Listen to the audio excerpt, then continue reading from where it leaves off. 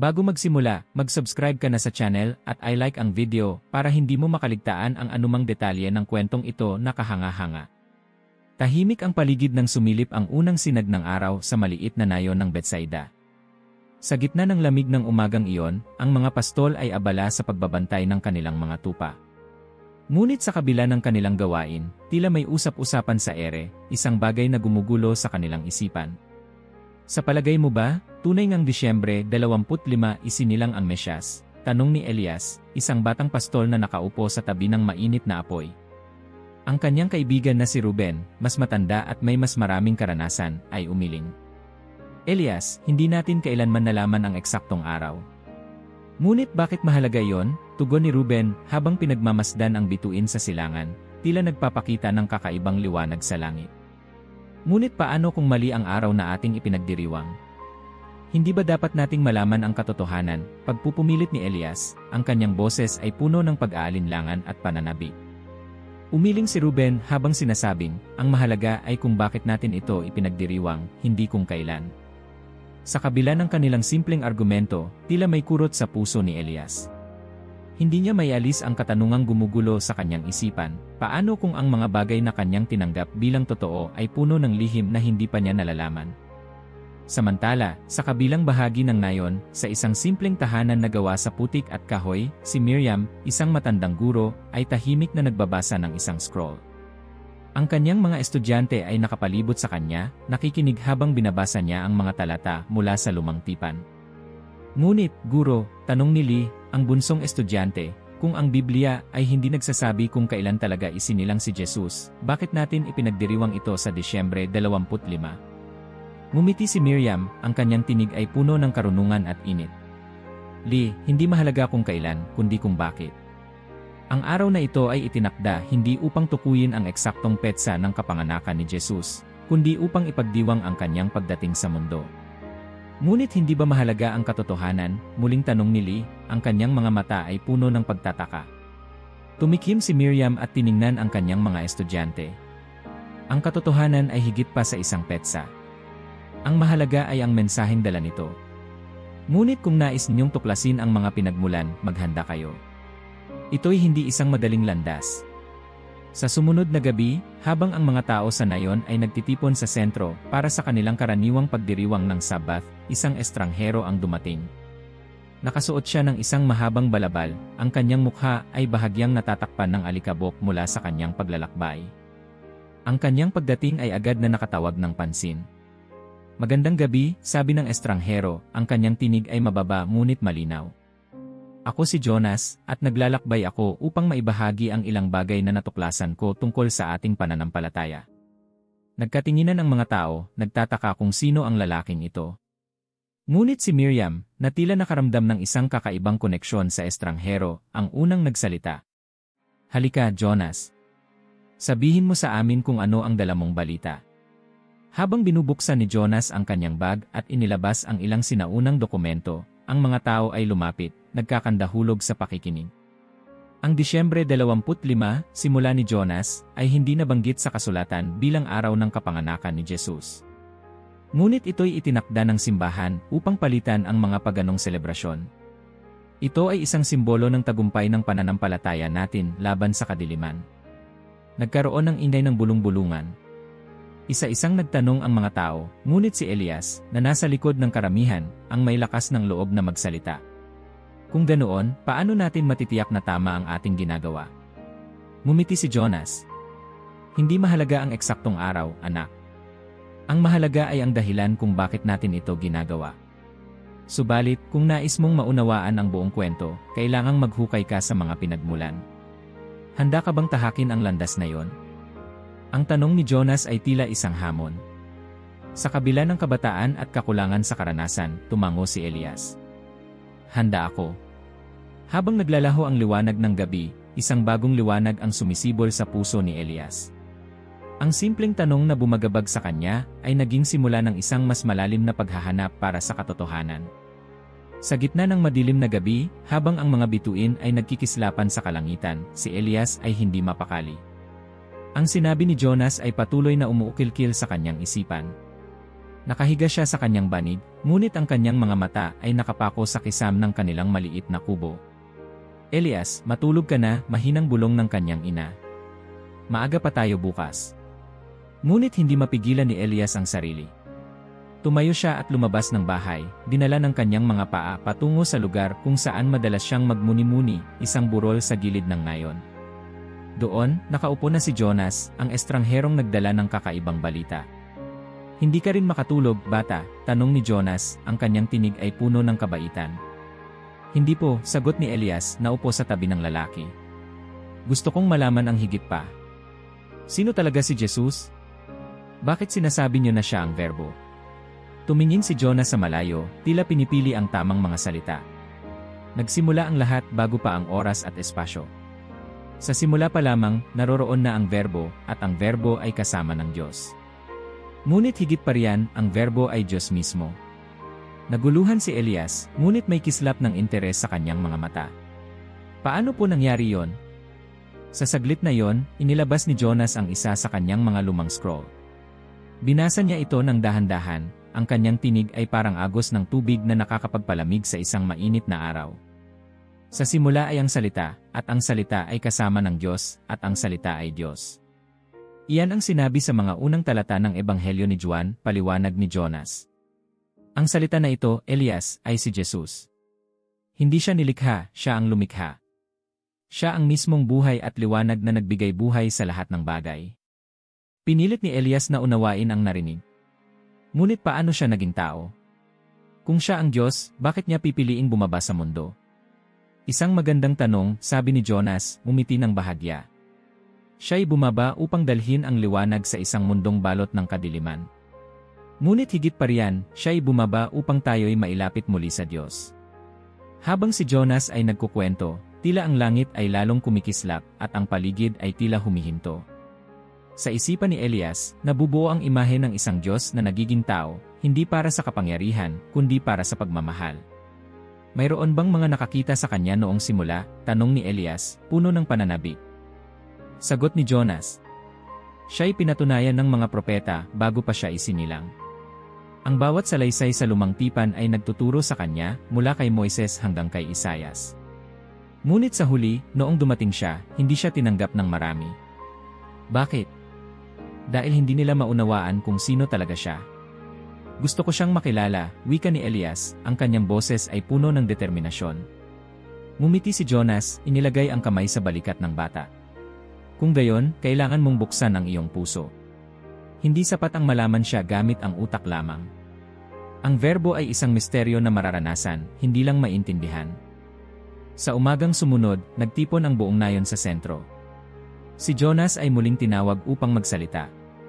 Ang lahat ay nakikinig habang inilahad niya ang kwento ng paglikha, kung paanong sa bawat salitang binitiwan ng Diyos, nagkaroon ng buhay.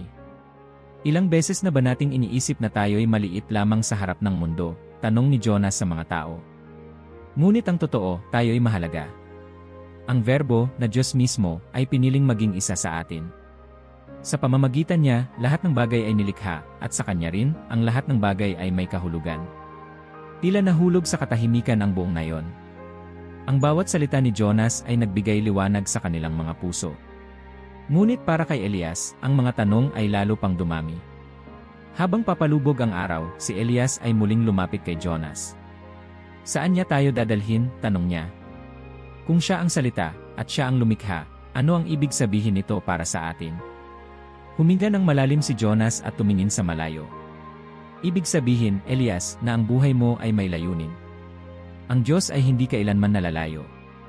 Ang verbo, si Jesus, ay kasama natin mula sa simula. At ang pinakamahalaga, hindi siya titigil sa paghahanap sa atin. Sa gabing iyon, habang natutulog ang lahat, si Elias ay muling napatingin sa langit. Ang liwanag ng mga bituin ay tila nagkukwento ng isang lihim na matagal nang naghihintay na matuklasan. Sa kanyang puso, isang pangako ang nabuo, hahanapin niya ang katotohanan, anuman ang kinakailangan. Tahimik ang umaga sa Betsaida, ngunit sa puso ni Elias ay tila hindi nawala ang init ng kagabi. Ang mga sinabi ni Miriam tungkol kay Jesus bilang ang verbo ay nagbigay sa kanya ng kakaibang pananabik, ngunit kasabay nito ay dumami rin ang kanyang mga tanong. Paano niya mauunawaan ang papel ng Mesyas sa gitna ng napakaraming batas at tradisyon na kanilang sinusunod mula sa lumang tipan? Sa kabila ng kanyang pag-aalinlangan, napagpasyahan niyang muling hanapin si Jonas. Napag-alaman niya mula kay Ruben na nagpunta ang estranghero sa pamilihan upang makipag-usap sa ilang mga elder ng nayon. Mabilis siyang nagtungo roon, at nakita niyang si Jonas ay nakatayo sa gitna ng isang maliit na grupo, mahigpit na kinakausap ang isang elder na si Matatias. "Jonas," tawag ni Elias habang lumapit, "maaari ba kitang makausap ng sarilinan?" Tumigil si Jonas at tiningnan ang binata. "Elias, anong kailangan mo?" "Gusto kong malaman ang higit pa tungkol kay Jesus," sagot niya, ang kanyang boses ay puno ng sigasig. "Sinabi mo kagabi na siya ang katuparan ng lahat ng bagay. Ano ang ibig mong sabihin?" Tumango si Jonas at inalalayan siyang umupo sa isang malapit na bangko. "Elias, bago mo maunawaan ang papel ni Jesus, kailangan mong maunawaan ang batas. Ano ang alam mo tungkol dito?" Sa mga susunod na oras, si Jonas ay nagkwento tungkol sa kasaysayan ng batas mula kay Moises hanggang sa mga propeta. Ipinaliwanag niya kung paano ang bawat kautusan sa lumang tipan ay itinakda upang magturo ng kabanalan at sumasalamin sa kalikasan ng Diyos. Ang batas, paliwanag ni Jonas, ay hindi lamang isang hanay ng mga patakaran. Ito ay isang salamin ng kalooban ng Diyos. Ngunit sa paglipas ng panahon, naging paraan ito ng mga tao upang ipakita ang kanilang sariling katuwiran. Napaisip si Elias. Kung gayon, paano ito naugnay kay Jesus? Mahalagang tanong, sagot ni Jonas. Si Jesus ay hindi dumating upang sirain ang batas. Dumating siya upang tuparin ito. Habang nagpapatuloy ang usapan, ibinahagi ni Jonas ang tungkol sa mga turo ni Jesus na nagpapalalim ng kahulugan ng batas. Binanggit niya ang sermon sa bundok, kung saan sinabi ni Jesus na hindi sapat ang hindi pumatay, ang galit sa kapwa ay kasalanan na rin. Hindi rin sapat na umiwas sa pakikiapid, ang masamang hangarin sa puso ay kasalanan din. Kung ganon, tanong ni Elias, ang lahat ng ating ginagawa ay walang halaga kung ang ating puso ay hindi dalisay. Tumango si Jonas. Eksakto. Iyon ang dahilan kung bakit kailangan natin si Jesus. Hindi natin kayang tuparin ang batas ng perpekto. Ngunit si Jesus, bilang anak ng Diyos, ay ginawa ito para sa atin. Sa puntong ito, isang grupo ng mga kabataang pastol ang lumapit, interesado sa pinag-uusapan nila. Isa sa kanila, si Levi, ang nagsabi, "Narinig ko na tinatawag si Jesus na Kordero ng Diyos. Ano ang ibig sabihin nito?" Si Jonas ay ngumiti. Napakagandang tanong, Levi. Sa lumang tipan, ang mga tao ay nagsasakripisyo ng mga hayop bilang alay para sa kanilang mga kasalanan. Ngunit ang mga alay na ito ay pansamantala lamang. Si Jesus, bilang perpektong sakripisyo, ay naging huling alay. Ang kanyang dugo ang naglinis sa lahat ng ating kasalanan. Ang mga kabataan ay tumahimik, tila pinoproseso ang mga bagong natutunan. Sa wakas, nagsalita si Elias. Kung si Jesus ang katuparan ng batas, ano ang dapat nating gawin? Manampalataya ka, sabi ni Jonas. Ang pagtanggap sa kanya bilang iyong tagapagligtas ay ang unang hakbang. Ngunit higit pa rito, kailangan mong mamuhay ayon sa kanyang mga turo, hindi dahil sa takot, kundi dahil sa pag-ibig. Habang nagpapalipas sila ng oras sa pamilihan, napansin ni Elias na dumadami ang mga taong nakikinig kay Jonas. Hindi lahat ay sumasang-ayon, may ilan, tulad ni Matatias, na tahasang kinuwestiyon ang mga sinasabi niya.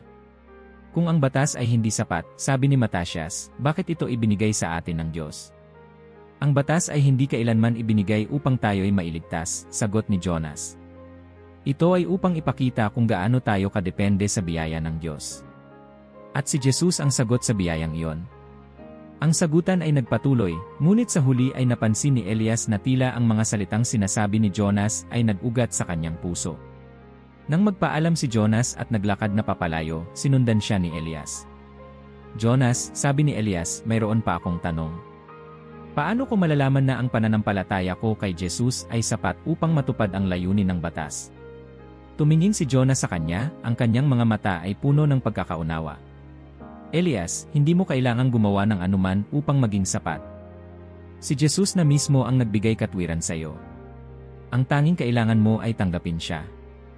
Sa pag-uwi ni Elias, ang kanyang isipan ay puno ng mga bagong ideya. Sinimulan niyang tingnan ang batas hindi bilang isang listahan ng mga patakaran, kundi bilang isang tulay patungo sa Diyos. At habang tumitingala siya sa langit, naalala niya ang mga salitang sinabi ni Jonas, si Jesus ang katuparan ng lahat. Madaling araw pa lamang, ngunit gising na si Elias. Sa bawat araw na lumilipas mula nang makausap niya si Jonas, tila mas malapit siya sa pagtuklas ng mas malalalim na katotohanan tungkol kay Jesus. Gayunpaman, may bahagi pa rin ng kanyang isipan na hindi mapakali. Paano may tuturing na hari ang isang tao na nabuhay ng may kahirapan? Paano maihahalin tulad sa isang leader si Jesus kung ang kanyang mga hakbang ay tila taliwas sa imahe ng karangyaan na kadalasang iniugnay sa mga tagapamahala? Habang nagmumuni-muni siya sa mga tanong na ito, narinig niya ang malalakas na yabag mula sa labas ng kanilang bahay. Sinilip niya ang bintana at nakita si Levi, ang kabataang pastol na kanyang nakausap kamakailan, na tila hinahabol ng ilang batang naglalaro. "Elias," sigaw ni Levi. "Halika! Narinig mo na ba ang bagong kwento ni Jonas tungkol sa ginagawa ni Jesus sa kanyang mga alagad?" Bago pa man makasagot si Elias, nahila na siya ni Levi patungo sa pamilihan. Ang mga tao ay muling nagtipon sa paligid ni Jonas, na ngayon ay nakaupo sa gitna ng isang maliit na plaza. Sa kanyang harapan ay may ilang tinapay at isda, na tila ginagamit niya upang ipaliwanag ang isang kwento. Alam niyo ba, simula ni Jonas habang umiti sa mga tao, na ang isang tunay na hari ay hindi laging nasa trono. Si Jesus, sa halip na mag-angkin ng karangyaan, ay yumuko at hinugasan ang mga paa ng kanyang mga disipulo. Nagkatinginan ang mga tao, tila hindi makapaniwala. Isang matandang babae ang nagtanong, bakit gagawin ng isang hari ang ganoon? Hindi ba't ang mga alipin ang gumagawa ng ganoong gawain? Tumango si Jonas. Sa mga mata ng mundo, iyan ay gawain ng alipin. Ngunit si Jesus ay hindi isang hari tulad ng iniisip natin. Ang kanyang kaharian ay hindi nasusukat sa yaman o kapangyarihan, kundi sa serbisyo at pagmamahal. Ipinakita niya na ang tunay na kadakilaan ay nasa kakayahang maglingkod sa iba. Habang nakikinig si Elias, tila may kumikirot sa kanyang puso. Hindi niya maialis ang larawan ng isang hari na yumuyuko upang hugasan ang maruruming paa ng kanyang mga tagasunod. Paano kaya magagawa ng isang taong may ganoong otoridad na magpakumbaba ng ganoon? Sa kabila ng kanyang pagkamangha, nagtangkang magtanong si Elias. "Jonas," tawag niya, "kung si Jesus ay hari, bakit hindi niya ginamit ang kanyang kapangyarihan upang makuha ang respeto ng mga tao? Hindi ba't mas magiging epektibo iyon?" Umiti si Jonas at tinapik si Elias sa balikat. "Napakagandang tanong, Elias. Ngunit alalahanin mo, ang respeto na sa pilitan ay panandalian lamang. Ang pagmamahal na kusang loob ay panghabang buhay. Si Jesus ay dumating hindi upang mangibabaw, kundi upang magbigay ng halimbawa kung paano dapat mamuhay ang isang tunay na anak ng Diyos." Sa kalagitnaan ng talakayan, isang lalaking tila nagugutom ang lumapit. Nagmamadali siyang umupo sa gilid ng grupo, hawak ang kanyang tiyan habang pinapahid ang pawis sa kanyang noo. Napansin ito ni Jonas, kaya't kinuha niya ang isa sa mga tinapay sa kanyang harapan at inabot ito sa lalaki. "Kapatid," sabi ni Jonas, "kumain ka. Huwag kang mag-alala, ang Diyos ay laging nagbibigay." Tumango ang lalaki bilang pasasalamat, ngunit bago siya makakain, nagtanong siya. "Sinabi mo na si Jesus ay isang hari na naglilingkod. Ngunit paano niya magagawa iyon kung siya'y namatay? Paano magpapatuloy ang kanyang kaharian kung siya mismo ay hindi na naririto?" Tahimik ang grupo. Sa tanong na ito, kahit si Elias ay naghintay ng sagot. Napabuntong hininga si Jonas, at ang kanyang tinig ay naging mas mababa, halos parang isang panalangin. Ang kaharian ni Jesus, sagot niya, ay hindi nakasalalay sa kanyang pisikal na presensya. Ito ay nabubuhay sa bawat puso na sumusunod sa kanyang mga yapak. Ang kanyang kamatayan ay hindi isang pagtatapos, kundi isang simula. Ipinakita niya na ang tunay na kapangyarihan ay hindi takot o dahas, kundi ang sakripisyo para sa kapakanan ng iba. Nang matapos ang pagtitipon, nagpasya si Elias na sundan si Jonas upang makausap siya ng mas pribado. Naabutan niya ang estranghero malapit sa isang bukal, nagmumuni-muni habang hinuhugasan ang kanyang mga kamay. "Jonas," simula ni Elias, "kung si Jesus ay nagturo ng serbisyo at sakripisyo, paano ko maipapamuhay ang ganoong uri ng buhay? Napakahirap yata ng maging tulad niya." Tumingin si Jonas kay Elias at mumiti. "Tama ka, Elias. Mahirap. Ngunit hindi impossible. Simulan mo sa maliliit na bagay. Tulungan mo ang iyong kapwa kahit na hindi ka pinapansin. Magbigay kahit walang kapalit. At higit sa lahat, mahalin mo ang iba tulad ng pagmamahal sa iyo ng Diyos. Hindi pa rin kumbinsido si Elias. Ngunit paano ko malalaman kung sapat na ang ginagawa ko? Paano kung ang aking serbisyo ay hindi makagawa ng malaking pagbabago? Tumingin si Jonas sa langit, parang hinihintay ang tamang salita. Elias, hindi sinusukat ng Diyos ang laki ng iyong gawain, kundi ang lalim ng iyong puso. Sa bawat maliit na bagay na ginagawa mo para sa iba, na ipapamalas mo ang kaharian ng Diyos. Hindi mo kailangang baguhin ang buong mundo. Minsan, ang pagbabago ng isang buhay ay sapat na. Sa mga sumunod na araw, sinimulan ni Elias na isabuhay ang mga natutunan niya mula kay Jonas. Tinulungan niya ang mga matatandang pastol na magdala ng kanilang mga tupa, nagbigay siya ng pagkain sa mga nagugutom, at naglaan ng oras upang makinig sa mga problema ng kanyang mga kababayan. Sa bawat pagkakataon, naramdaman niya ang kakaibang kagalakan na tila nagpupuno sa kanyang puso. Ngunit hindi rin maiwasan ni Elias na mapansin ang pagtutol ng iba. May mga taong kinukutya siya, tinatawag siyang mapagpanggap o walang silbi. Sa gitna ng lahat ng ito, naalala niya ang mga sinabi ni Jonas, ang pagmamahal na kusang loob ay panghabang buhay. Sa pagtatapos ng isang araw, habang ang langit ay nababalot ng mga bituin, nakaupo si Elias sa gilid ng isang burol. Pinagmamasdan niya ang nayon sa ibaba, iniisip kung ano pa ang dapat niyang gawin. Sa likod ng kanyang isipan, naroon pa rin ang imahe ni Jesus na yumuyuko upang hugasan ang mga paa ng kanyang mga alagad. Sa simpleng kilos na iyon, naunawaan niya ang lalim ng mensahe ni Jonas. Ang tunay na hari, bulong niya sa sarili, ay hindi naghahari sa pamamagitan ng lakas, kundi sa pamamagitan ng pagmamahal. Tahimik ang nayon ng Betsaida ng umagang iyon, ngunit ang isipan ni Elias ay puno ng mga tanong. Sa kabila ng lahat ng kanyang natutunan tungkol kay Jesus, ang katuparan ng batas, ang kahalagahan ng kanyang kababaang loob, at ang kanyang papel bilang tagapagligtas, nararamdaman pa rin niyang may isang bagay na kulang. Sa kanyang isipan ay sumulpot ang tanong, siya ba talaga ang ipinangakong Mesyas? Habang naglalakad siya patungo sa pamilihan, naisip niyang muling kausapin si Jonas. Natagpuan niya ito sa gilid ng isang tindahan, nakikipag-usap sa isang matandang babae na may hawak na basket ng prutas. Nang makita siya ni Jonas, agad itong ngumiti. Elias, bati nito, ano ang maipaglilingkod ko sa iyo ngayon? Jonas, simula ni Elias, may isa pang tanong na hindi ko maalis sa isipan ko. Paano natin masasabing si Jesus ay ang katuparan ng mga propesya? Ano ang ebidensya? Napaisip si Jonas at tumango. Napakagandang tanong, Elias. Ngunit upang maunawaan ito, kailangan nating balikan ang mga sinasabi ng mga propeta mula pa noong sinaunang panahon. Halika, sumama ka sa akin. Dinala ni Jonas si Elias sa bahay ni Miriam, kung saan naghihintay na ang ilang mga kabataan at matatanda na handang makinig. Sa gitna ng silid ay isang malaking scroll na nakalatag sa mesa, nakasulat ang mga salitang Hebreo na tila sinadya upang ipakita ang lalim ng kasaysayan. Ang mga propeta, simula ni Jonas, ay nagsalita tungkol sa pagdating ng isang Mesyas na magliligtas sa sangkatauhan. Halimbawa, sinabi ni Isaias na ang Mesyas ay ipapanganak ng isang birhen at tatawagin siyang Emmanuel, na nangangahulugang kasama natin ang Diyos. Tumigil siya at tiningnan ang mga nakikinig. At alam natin na si Jesus ay isinilang mula kay Maria, isang birhen. Ito ang unang tanda. Ngunit paano ang iba pang propesya? Tanong ni Levi, na nakaupo malapit sa mesa. Ngumiti si Jonas. Marami pa. Halimbawa, sinabi rin ni Isaias na ang Mesyas ay magdurusa para sa mga kasalanan ng marami.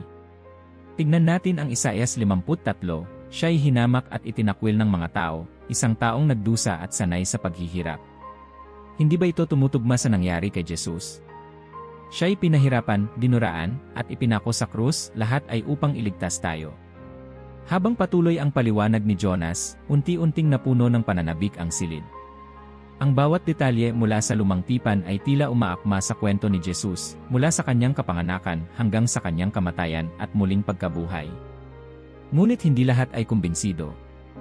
Jonas, sabi ni Matatias, na isang elder ng nayon, paano natin malalaman na ang mga propesyang ito ay hindi lamang pinilit na akma kay Jesus? Hindi ba't maaaring ginawa lamang ito upang mapaniwala tayo? Tiningnan ni Jonas si Matatias ng diretsyo sa mata. Isang magandang punto iyan, Matatias. Ngunit tandaan mo, ang mga propesyang ito ay isinulat daan-daang taon bago pa isinilang si Jesus. Paano magagawa ng sinuman na manipulahin ang bawat detalye ng kanyang buhay upang umayon sa mga propesya? Halimbawa, sinabi ni Mikas na ang Mesyas ay ipapanganak sa Bethlehem. Si Maria at Jose ay taga Nazareth, ngunit dahil sa utos ng census, napilitan silang maglakbay sa Bethlehem kung saan isinilang si Jesus. Ang ganitong mga pangyayari ay hindi kayang kontrolin ng tao. Sa puntong ito, si Elias ay muling nagtanong. Ngunit Jonas, kung si Jesus ay katuparan ng mga propesya, bakit hindi siya tinanggap ng lahat? Mabuting tanong, Elias, sagot ni Jonas. Maraming tao ang may maling inaasahan tungkol sa Mesyas. Akala nila ay darating siya bilang isang makapangyarihang hari na magpapalaya sa Israel mula sa mga Romano. Ngunit dumating si Jesus bilang isang lingkod, hindi bilang isang mandirigma. Ang kanyang kaharian ay hindi mula sa mundong ito. Naging tahimik ang silid. Ang mga tao ay nag-iisip sa lalim ng mga sinabi ni Jonas. Sa wakas, nagsalita si Miriam. Ang mga propesya ay hindi lamang tungkol sa kanyang kapanganakan o kamatayan. Ito rin ay tungkol sa kanyang papel bilang tagapagligtas. Si Jesus ay hindi lamang isang propeta, siya mismo ang mensahe. Habang lumalalim ang gabi, nagpatuloy ang diskusyon. Si Jonas ay nagbahagi ng higit pang mga talata mula sa lumang tipan na tumutukoy kay Jesus bilang ang Mesyas. Ipinakita niya kung paano ang kanyang muling pagkabuhay ay nagpapatunay ng kanyang pagkadiyos, isang bagay na hindi nagawa ng sinumang propeta o guro. Sa huli, sabi ni Jonas, ang mga propesya ay parang isang puzzle. Lahat ng piraso ay nagtuturo sa isang tao, kay Jesus. At kapag nakita mo ang buong larawan, wala nang puwang para sa duda. Si Elias ay tahimik na nakaupo, iniisip ang lahat ng kanyang narinig. Sa kanyang isipan, ang larawan ni Jesus bilang ang katuparan ng mga propesya ay unti-unting nagiging malinaw. Ngunit kasabay nito, isang bagong tanong ang sumibol sa kanyang puso. Jonas, tanong niya, kung si Jesus ang katuparan ng lahat ng ito, ano ang ibig sabihin nito para sa atin ngayon? Ngumiti si Jonas, ang kanyang mga mata ay puno ng pag-asa. Elias, ang ibig sabihin nito ay hindi ka nag-iisa. Si Jesus ay dumating upang magdala ng pag-asa, hindi lamang sa nakaraan, kundi sa kasalukuyan at hinaharap. At sa pagtanggap sa Kanya, ikaw ay nagiging bahagi ng kwento na ito, isang kwento ng kaligtasan na walang hanggan. Habang naglalakad pa uwi si Elias, naramdaman niyang parang ang kanyang puso ay mas magaan. Sa bawat hakbang, tila ang mga tanong na dati nagpapabigat sa kanya ay unti-unting nasasagot. Ngunit alam niyang ang kanyang paglalakbay ay malayo pa sa katapusan. Sa kabila ng lahat, isa lamang ang malinaw sa kanya, si Jesus ang katuparan ng lahat ng kanyang hinahanap. Ang araw ay nasa tuktok ng kalangitan nang magtipon ang mga tao sa ilalim ng malaking puno sa labas ng nayon. Naroon si Jonas, nakatayo sa gitna ng karamihan, ang kanyang mga mata ay tila nagsasabi ng isang lihim na nais niyang ibahagi. Ang hangin ay malamig ngunit puno ng kakaibang sigla, lahat ng nakikinig ay tila nararamdaman ang bigat ng bawat salitang kanyang bibigkasin. Ang kaharian ng Diyos, simula ni Jonas, ang kanyang tinig ay malinaw at puno ng kapangyarihan, ay hindi tulad ng mga kaharian ng mundong ito. Wala itong mga trono na gawa sa ginto, walang mga palasyo na gawa sa marmol. Sa halip, ito ay nasa loob ng ating mga puso. Ang mga tao ay nagkatinginan, ang iba ay tila nalilito, ngunit si Elias ay tila nabighani sa mga salitang iyon. Siya ang unang nagtaas ng kamay upang magtanong. Jonas, ano ang ibig sabihin ng kaharian na nasa loob natin? Paano natin ito mahahanap? Ngumiti si Jonas, at ang kanyang ngiti ay tila nagbigay liwanag sa paligid. Elias, ang kaharian ng Diyos ay nagsisimula sa pagbabago ng ating puso. Hindi ito nakikita gamit ang ating mga mata, ngunit nararamdaman ito sa ating pagkilos at pananampalataya. Kapag ikaw ay nagmahal, nagpatawad, at tumulong ng walang hinihintay na kapalit, naroroon ang kaharian ng Diyos. Sa mga sumunod na oras, si Jonas ay nagkwento ng mga halimbawa mula sa buhay ni Jesus. Binanggit niya kung paano tinanggap ni Jesus ang mga makasalanan at itinuring silang kaibigan. Paano siya umupo sa tabi ng mga mangingisda, nagbigay pag-asa sa mga inaapi, at nagpaabot ng pag-ibig sa mga hindi tanggap ng lipunan. Ang mga tagasunod ni Jesus, paliwanag ni Jonas, ay hindi mga sundalo na may espada. Sila ay mga taong may puso para sa kapayapaan, handang magsakripisyo para sa iba. Ang kaharian na itinuro niya ay hindi tungkol sa pag-angkin ng lupa, kundi tungkol sa pagbabago ng bawat buhay. Habang nagpapatuloy ang kwento ni Jonas, napansin ni Elias na ang paligid ay unti-unting nagiging mas tahimik. Parang ang buong kalikasan ay nakikinig sa kanilang usapan. Hindi niya maiwasang magtanong, kung ang kaharian ng Diyos ay hindi pisikal, paano natin malalaman na ito ay totoo? Tumikim si Jonas bago sumagot. Elias, alam mong totoo ang hangin kahit hindi mo ito nakikita, di ba? Ganon din ang kaharian ng Diyos. Ang mga bunga nito, kapayapaan, pagmamahal, at katarungan ay nararamdaman kahit hindi ito nakikita. Kapag pinili mong mamuhay ng naaayon sa mga turo ni Jesus, ikaw ay nagiging bahagi ng kaharian na iyon. Sa gitna ng usapan, biglang nagsalita si Lee, isa sa mga kabataang nakikinig. Jonas, bakit maraming tao ang hindi nakakaunawa sa kaharian ng Diyos? Bakit may mga tumatanggi sa kanya? Tumango si Jonas, ang kanyang mukha ay puno ng pagkaunawa. Lee, ang kaharian ng Diyos ay parang isang binhi. Hindi ito palaging madaling makita, at hindi lahat ay handang maghintay upang makita itong lumago. Ang iba ay abala sa mga bagay na nakikita nila ngayon, kayamanan, kapangyarihan, at kasiyahan. Ngunit ang kaharian ng Diyos ay nangangailangan ng pananampalataya at pagtitiyaga. Habang ang araw ay unti-unting lumubog, nagsimula ng magpaalam ang mga tao. Ngunit si Elias ay nanatili, tila ayaw umalis sa tabi ni Jonas. Nang sila na lamang ang natira, nagtanong si Elias, Jonas, paano ako magiging bahagi ng kaharian na ito? Ano ang kailangan kong gawin? Tinignan ni Jonas si Elias, ang kanyang mga mata ay puno ng kabutihan. Elias, ang unang hakbang ay ang tanggapin si Jesus bilang iyong tagapagligtas. Ngunit hindi doon nagtatapos ang lahat. Ang kaharian ng Diyos ay nangangailangan ng patuloy na pagsunod sa kanyang mga turo, ang pagiging mapagpakumbaba, mapagbigay, at mapagmahal sa iyong kapwa. Ang bawat araw ay isang pagkakataon upang lumago sa kaharian na iyon. Sa pag-uwi ni Elias, ang kanyang isipan ay puno ng mga bagong pag-isip. Ang ideya ng isang kaharian na hindi nakikita ngunit nadarama ay tila kakaiba ngunit nagbibigay inspirasyon. Sa ilalim ng liwanag ng buwan, nagdasal siya ng tahimik. Panginoon, bulong niya, tulungan mo akong mahanap ang iyong kaharian sa aking puso. Nais kong maging bahagi ng plano mo. Habang ang hangin ay banayad na humihip, naramdaman ni Elias ang isang kakaibang kapayapaan.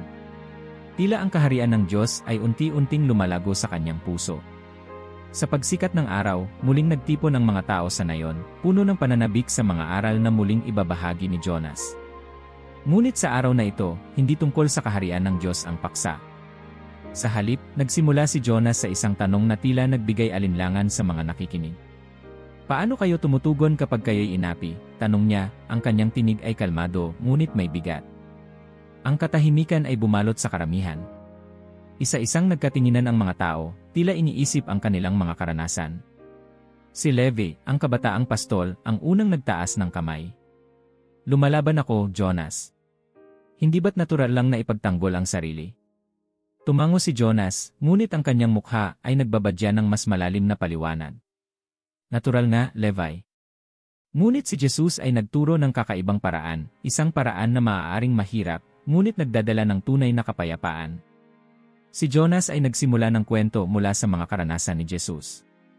Noong hinuli si Jesus sa hardin ng Getsemani, simula niya, isa sa kanyang mga disipulo, si Pedro, ay bumunot ng espada at tinaga ang tainga ng isa sa mga sundalong naroon. Ngunit anong ginawa ni Jesus? Hininto niya si Pedro at pinagaling ang sugatang sundalo. Nagkaroon ng bulong-bulungan sa mga tao. Si Elias, na matamang nakikinig, ay nagsalita, Jonas, bakit niya ginawa yon? Hindi ba tama lang na ipagtanggol ang sarili mula sa mga kalaban? Ngumiti si Jonas at tumingin sa kanya. Elias, iyon ang kaibahan ni Jesus. Dumating siya hindi upang magdala ng digmaan, kundi ng kapayapaan. Si Jonas ay nagsimula ng kwento mula sa mga karanasan ni Jesus. Noong hinuli si Jesus sa hardin ng Getsemani, simula niya, isa sa kanyang mga disipulo, si Pedro, ay bumunot ng espada at tinaga ang tainga ng isa sa mga sundalong naroon. Ngunit anong ginawa ni Jesus? Hininto niya si Pedro at pinagaling ang sugatang sundalo. Nagkaroon ng bulong-bulungan sa mga tao. Si Elias, na matamang nakikinig, ay nagsalita, Jonas, bakit niya ginawa yon? Hindi ba tama lang na ipagtanggol ang sarili mula sa mga kalaban? Ngumiti si Jonas at tumingin sa kanya. Elias, iyon ang kaibahan ni Jesus. Dumating siya hindi upang magdala ng digmaan, kundi ng kapayapaan. Ipinakita niya na ang tunay na lakas ay hindi nasa espada, kundi sa kakayahang magpatawad at magmahal. Habang nagpapatuloy ang usapan, maraming tao ang nagbahagi ng kanilang mga karanasan tungkol sa galit at paghihiganti. Si Miriam, ang matandang guro, ay nagsalita rin. May isang panahon na ako'y inapi ng aking sariling pamilya, anya, ang kanyang tinig ay puno ng lungkot ngunit may tibay. Gusto kong gumanti, ngunit naalala ko ang mga salita ni Jesus, ibigin mo ang iyong mga kaaway. Bagamat mahirap, sinunod ko siya. At ngayon, ang aming pamilya ay muling nagkaisa. Ang kwento ni Miriam ay tila nagbigay ng bagong liwanag sa karamihan. Ngunit hindi lahat ay kumbinsido. Paano kung ang iyong kaaway ay patuloy kang sinasaktan? Tanong ni Matatias, ang elder na kilala sa kanyang matapang na pananaw. Hanggang kailan ka magpapatawad? Tumikim si Jonas. Matatias, sinabi ni Jesus na magpatawad tayo, hindi lang minsan, kundi 70 ulit na 7. Hindi ibig sabihin nito na maging mahina tayo. Ang pagpapatawad ay hindi tanda ng kahinaan, kundi ng lakas. At sa pagpapatawad, nakakahanap tayo ng tunay na kapayapaan. Sa gitna ng usapan, lumapit si Lee kay Jonas. Jonas, tanong niya, paano mo matututunang magpatawad kung ang sakit ay masyadong malalim? Ang tanong na ito ay tila nagpaalala ng isang bagay kay Jonas. Tumayo siya at nagsimulang magkwento. Noong ako'y mas bata pa, ako rin ay nasaktan ng isang taong mahal ko. Ang galit at puot ay nanatili sa aking puso sa loob ng maraming taon. Ngunit nang makilala ko si Jesus, natutunan kong bitawan ang galit. Hindi iyon madali. Araw-araw kong ipinagdasal na turuan niya akong magpatawad. At sa bawat araw na lumilipas, unti-unti akong nakalaya. Habang nagsasalita si Jonas, ang mga tao ay tila nabalot ng kakaibang katahimikan. Ang kanyang kwento ay nagbigay inspirasyon sa marami, ngunit nag-iwan din ng tanong sa kanilang isipan, paano nila maisasabuhay ang aral na ito? Habang ang araw ay lumalapit sa dapit hapon, nagsimula ng maghiwa-hiwalay ang mga tao. Ngunit si Elias ay nanatili, tulad ng nakagawian, upang makipag-usap pa kay Jonas. Jonas, sabi niya, bakit napakahirap sundin ang daan ng kapayapaan? Tiningnan ni Jonas si Elias at mumiti. Elias, ang daan ng kapayapaan ay hindi madali dahil nangangailangan ito ng kababaang loob at pagtitiwala. Ngunit ito rin ang daan na nagdadala ng tunay na kagalakan. Kapag natutunan mong patawarin ang iyong sarili at ang iba, mas lalo mong mararamdaman ang presensya ng Diyos. Tumango si Elias, ngunit nararamdaman niya na may kailangan pa siyang matutunan. Jonas, maaari mo ba akong turuan kung paano mamuhay ayon sa daan ng kapayapaan? Ngumiti si Jonas. Elias, ang unang hakbang ay ang manalangin at hilingin sa Diyos na palakasin ang iyong loob. Ang ikalawa ay ang gawin ang bawat hakbang ng may pag-ibig, kahit mahirap. At tandaan mo, hindi ka nag-iisa sa paglalakbay na ito. Kasama mo ang Diyos sa bawat hakbang. Habang naglalakad pa uwi si Elias, naramdaman niya ang isang bagong uri ng katahimikan sa kanyang puso. Hindi niya alam kung paano niya maisasabuhay ang lahat ng natutunan niya, ngunit naramdaman niya ang isang paanyaya mula sa Diyos na subukan. Sa ilalim ng liwanag ng buwan, muling nagdasal si Elias. Panginoon, tulungan mo akong piliin ang daan ng kapayapaan. Nais kong mamuhay ayon sa iyong halimbawa. Habang humihip ang malamig na hangin, naramdaman niya ang isang kakaibang init sa kanyang puso, isang paalala na ang kapayapaan ay hindi lamang layunin, kundi isang proseso na kailangang tahakin araw-araw. Ang umaga ay malamig, ngunit ang sikat ng araw ay bumalot sa nayon ng isang gintong liwanag. Sa kabila ng malamig na simoy ng hangin, si Elias ay abala sa paghahanda ng kanyang sarili. Ang mga huling aral ni Jonas tungkol sa kapayapaan ay tila nag-iwan ng malalim na marka sa kanyang puso, ngunit may panibagong tanong na nagtatangkang pumasok sa kanyang isipan, paano naging posible ang tagumpay ni Jesus laban sa kamatayan? Sa parehong araw, ang nayon ay puno ng bulong-bulungan. Si Jonas ay magtuturo sa plaza, at ang paksa ay ang misteryo ng muling pagkabuhay ni Jesus. Ang mga tao, mula sa mga elder hanggang sa mga kabataan, ay nagtipon, puno ng pananabik at pag-aalinlangan. Jonas, sigaw ng isang elder na si Matatias, habang papalapit sa gitna ng plaza, paano mo ipapaliwanag ang muling pagkabuhay ni Jesus? Hindi ba't ito ay isang bagay na imposible sa mata ng tao? Ngumiti si Jonas, ang kanyang mukha ay puno ng kababaang loob. Matatias, sa mata ng tao, ito nga ay tila imposible. Ngunit sa mata ng Diyos, walang imposible. Ang muling pagkabuhay ni Jesus ay hindi lamang isang kwento. Ito ay isang patunay ng kanyang tagumpay laban sa kasalanan at kamatayan. Habang si Jonas ay nagsisimula sa kanyang paliwanag, ginamit niya ang mga talata mula sa kasulatan upang ipakita kung paano ipinangako ang muling pagkabuhay. Binanggit niya ang mga salita ni Isaias na naglalarawan sa lingkod na magdurusa at ang mga hula na ang Mesyas ay magdadala ng buhay mula sa kamatayan. Habang nagsasalita, tila ang bawat salita ay tumatama sa puso ng mga nakikinig. Ngunit Jonas, tanong ni Elias mula sa likuran ng karamihan, paano natin matitiyak na tunay ngang nabuhay muli si Jesus? Hindi ba maaaring ito ay isang alamat lamang na ipinamana ng ating mga ninuno? Huminga ng malalim si Jonas, tumingin kay Elias, at sinabing, napakagandang tanong, Elias. Ngunit hayaan mong sagutin kita sa pamamagitan ng isang kwento. Tahimik ang lahat habang sinimulan ni Jonas ang kanyang kwento. Noong 3 araw pagkatapos ng pagkamatay ni Jesus, ang mga disipulo ay natipon sa isang silid, puno ng takot at kalungkutan. Ngunit sa gitna ng kanilang pagdadalamhati, biglang nagpakita si Jesus.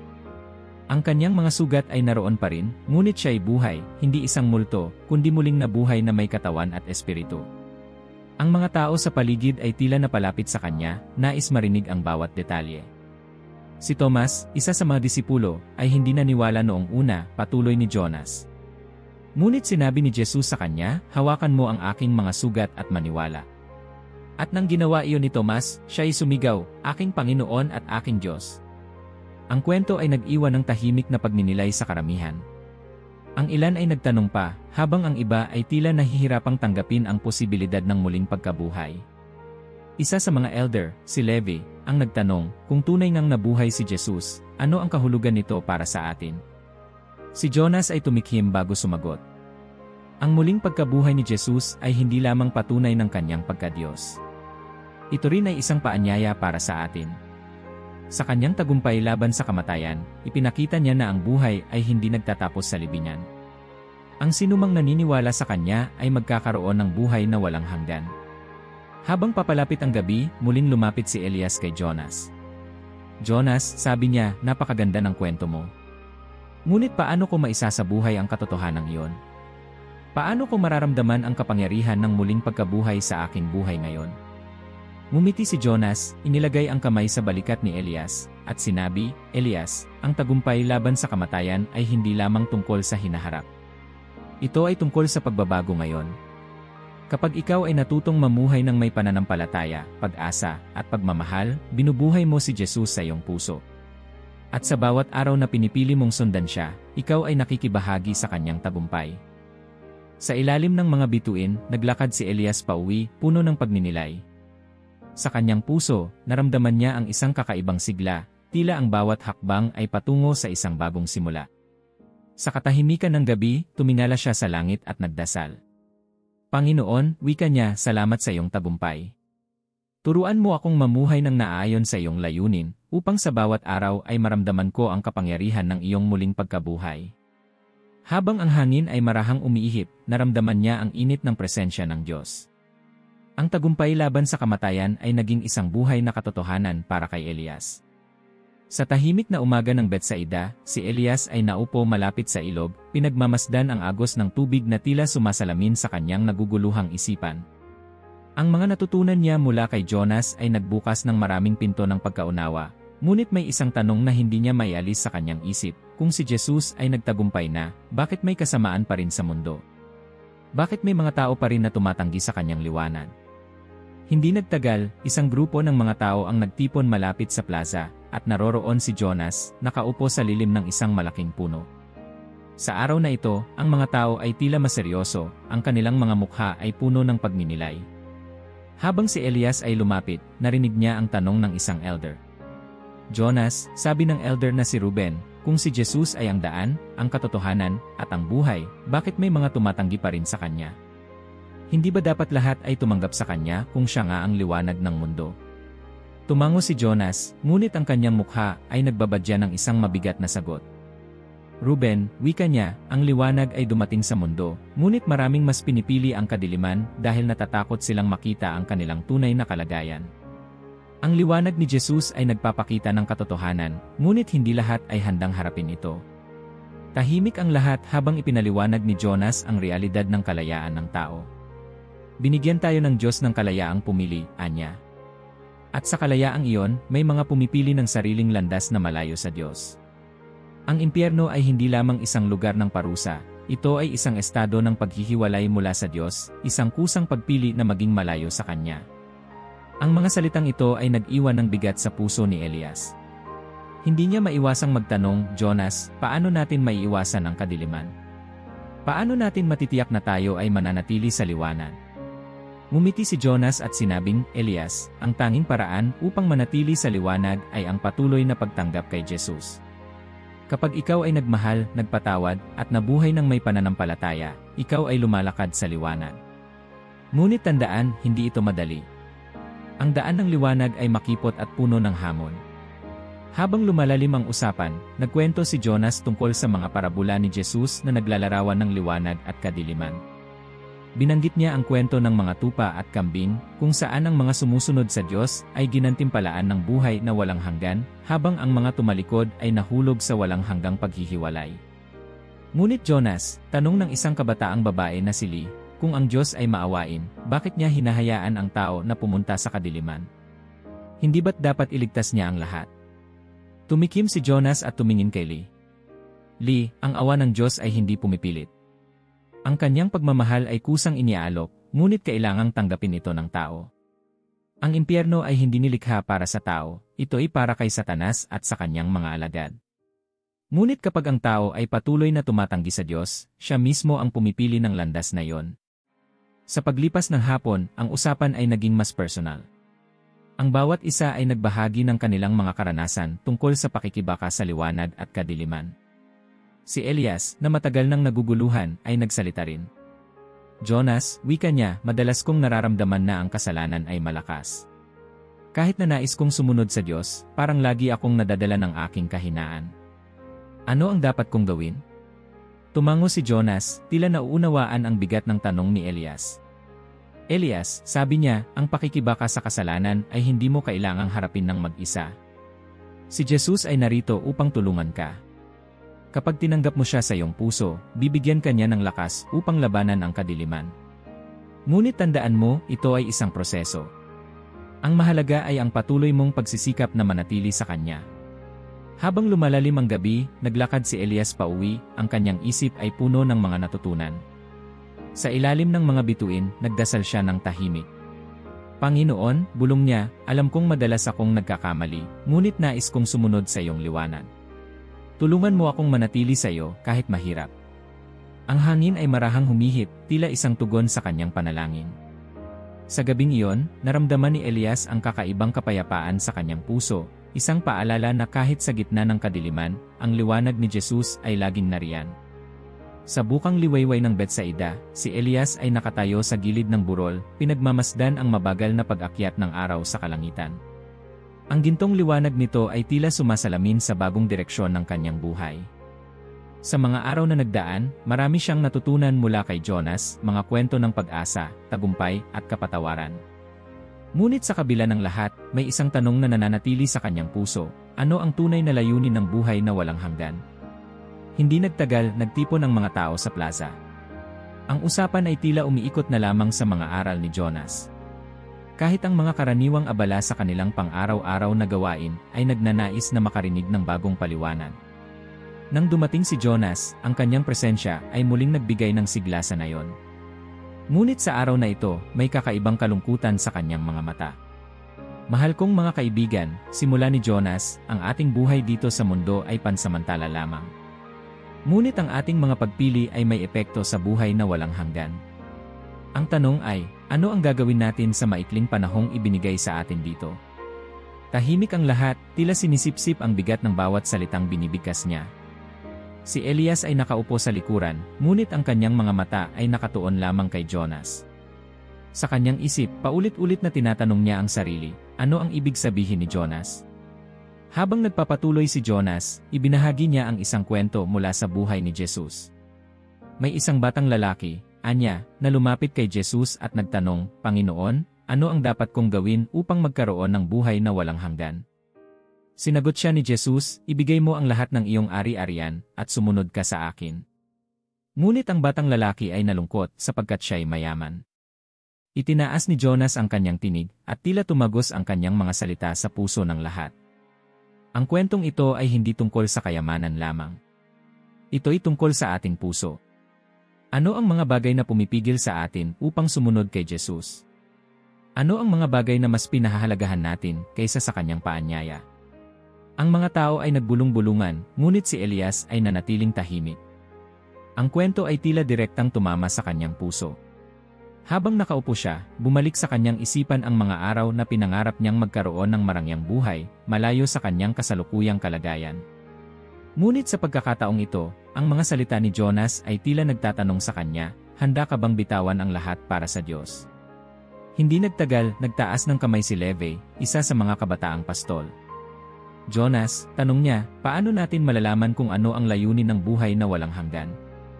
Hindi ba't sapat na ang mabuhay ng tama dito sa mundo?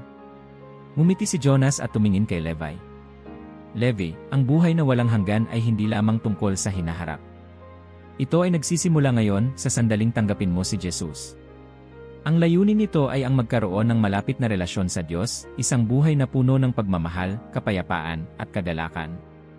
Ngunit tandaan, ang buhay na walang hanggan ay hindi isang gantimpala, ito ay isang paanyaya. Habang lumalalim ang usapan, si Jonas ay nagbahagi ng mga talinghaga ni Jesus. Binanggit niya ang kwento ng perlas na may malaking halaga, kung saan ang isang mangangalakal ay ibinenta ang lahat ng kanyang ari-arian upang mabili ito. Ganito ang kaharian ng Diyos, sabi ni Jonas. Ang buhay na walang hanggan ay isang kayamanan na higit sa anumang bagay na maaari nating makuha dito sa mundo. Ang kwento ay nagdulot ng tahimik na pagninilay sa karamihan. Ang ilan ay tila naliliwanagan, ngunit ang iba ay naguguluhan pa rin. Isa sa mga elder, si Ruben, ang nagtanong, Jonas, paano natin masisiguro na tayo ay bahagi ng kaharian ng Diyos? Ano ang dapat nating gawin upang makamit ang buhay na walang hanggan? Sumagot si Jonas ng may lalim at kabaitan. Ruben, ang buhay na walang hanggan ay isang regalo mula sa Diyos. Hindi natin ito maaaring kitain sa pamamagitan ng ating sariling gawa. Ito ay natatanggap sa pamamagitan ng pananampalataya kay Jesus. Ngunit ang pananampalatayang iyon ay dapat magbunga ng pagbabago sa ating buhay.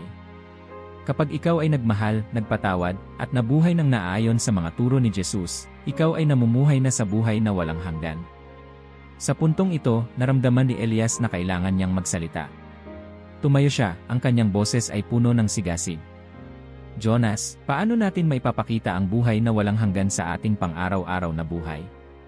Ano ang dapat nating gawin upang maipakita sa iba ang liwanag ng Diyos? Ngumiti si Jonas, tila natuwa sa tanong ni Elias.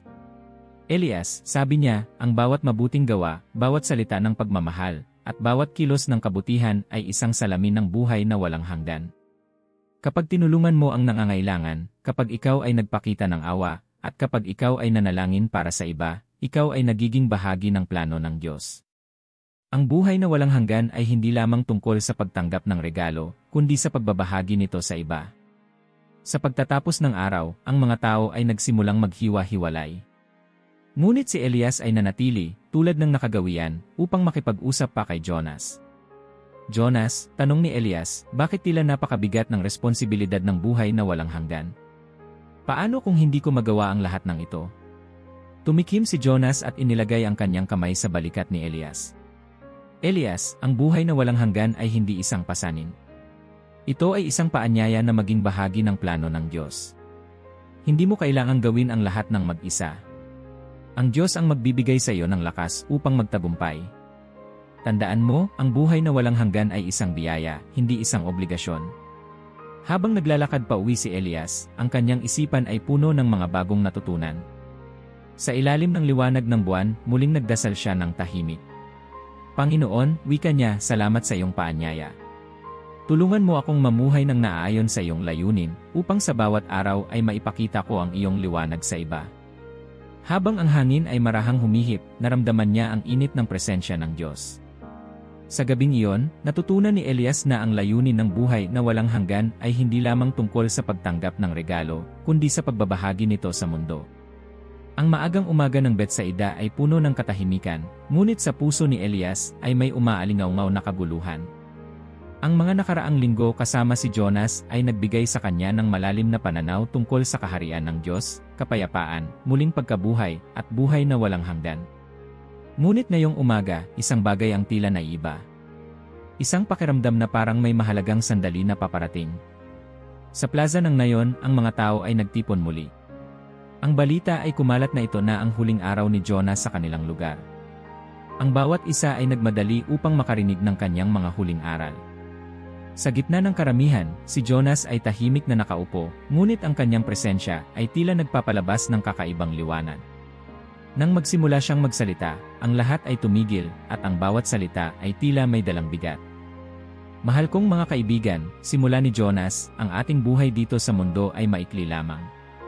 Ngunit sa maikling panahong ito, binigyan tayo ng Diyos ng pagkakataon upang maging bahagi ng kanyang kaharian.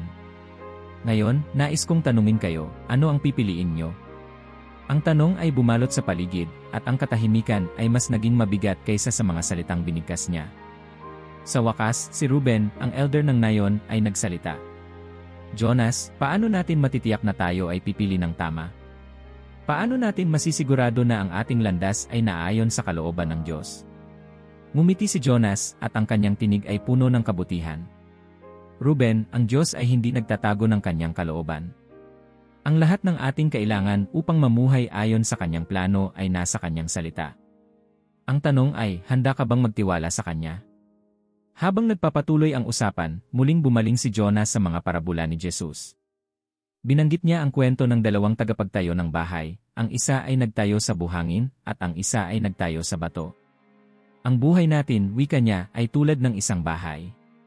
Kung itatayo natin ito sa buhangin, sa pansamantalang bagay tulad ng kayamanan at kapangyarihan, madaling guguho ito. Ngunit kung itatayo natin ito sa bato, sa pananampalataya kay Jesus, mananatili ito kahit sa gitna ng bagyo. Sa puntong ito, tumayo si Elias mula sa likuran ng karamihan. Jonas, sabi niya, paano natin matitiyak na ang ating buhay ay nakatayo sa bato? Paano natin maiiwasan ang pagkakamali? Tumango si Jonas, at ang kanyang mukha ay puno ng pangunawa. Elias, ang sikreto ay nasa pagtitiwala at pagsunod. Hindi mo kailangang maging perpekto. Ang mahalaga ay ang iyong pusong handang magbago at sumunod sa Diyos. Habang si Jonas ay patuloy na nagsasalita, ang mga tao ay tila dahan-dahang nakukuha ang mensahe. Ang bawat salita ay isang paalala na ang buhay ay puno ng pagpili, ang pagpili sa liwanag sa halip na kadiliman, sa kapayapaan sa halip na kabuluhan, at sa Diyos sa halip na mundo. Sa wakas, ibinahagi ni Jonas ang isang kwento na tila naging pamamaalam niya. May isang batang pastol na nawala sa gitna ng disyerto, simula niya. Ang lahat ng kanyang pag-ari ay nawala at siya'y naligaw. Ngunit sa gitna ng dilim, may isang boses na tumawag sa kanya, tinatawag siya pabalik sa tamang landas. Ang boses ay mula sa kanyang pastol na matagal na niyang hinahanap. Tumingin si Jonas sa karamihan.